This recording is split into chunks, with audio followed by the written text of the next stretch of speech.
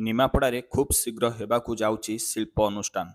ବଦଳିବ ନିମାପଡ଼ାର ଭାଗ୍ୟ ଓ ରୂପରେଖା।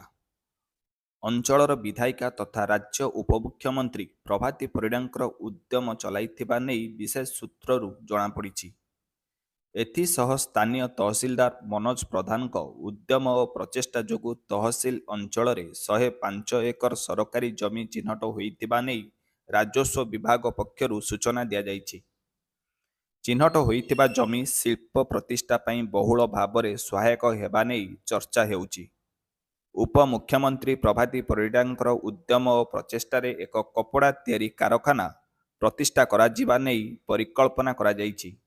ଏହି ଶିଳ୍ପ ପ୍ରତିଷ୍ଠା ପାଇଁ ଆନୁଷଙ୍ଗିକ କାର୍ଯ୍ୟ ଆରମ୍ଭ ହୋଇଥିବା ନେଇ ବିଶେଷ ସୂତ୍ରରୁ ଜଣାପଡ଼ିଛି।